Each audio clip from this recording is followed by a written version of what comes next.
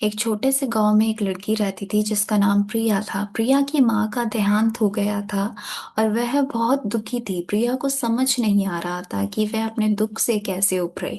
एक दिन एक बूढ़ी औरत ने प्रिया को समझाया कि शोक एक पहाड़ की तरह होता है जिसे हमें पार करना होता है। उन्होंने प्रिया को कुछ तरीके बताए जिससे वह अपने शोक से उभर सकती थी। पहला, अपने दुख को महसूस करें।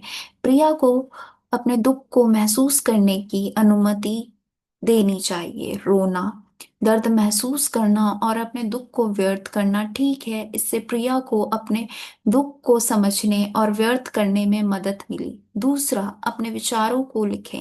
प्रिया ने अपनी डायरी में अपने विचारों और अनुभवों को लिखना शुरू किया। इससे उसे अपने दुख को समझने और व्यक्त करने में मदद मिली।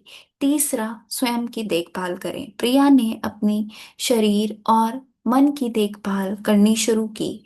उसने व्यायाम किया, अच्छा खाना खाया और पर्याप्त नींद ली। इससे प्रिया को अपने शारीरिक और मानसिक स्वास्थ्य में सुधार करने में मदद मिली।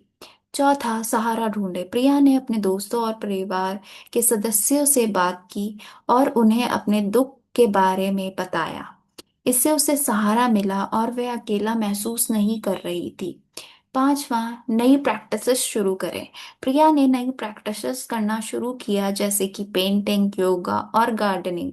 इससे उसे अपने दुख से दूर रहने में मदद मिली और वह खुशी को महसूस करने लगी।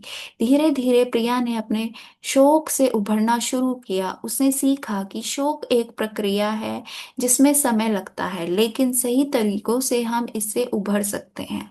प्रिया की कहानी हमें सिखाती है कि शोक से उभरने के लिए हमें अपने दुख को महसूस करना, स्वयं की देखभाल करना, सहारा ढूंढना और नई गतिविधियां करना शुरू करने की आवश्यकता है। समय और धैर्य के साथ हम अपने शोक से उभर सकते हैं और एक नई जीवन की शुरुआत कर सकते हैं।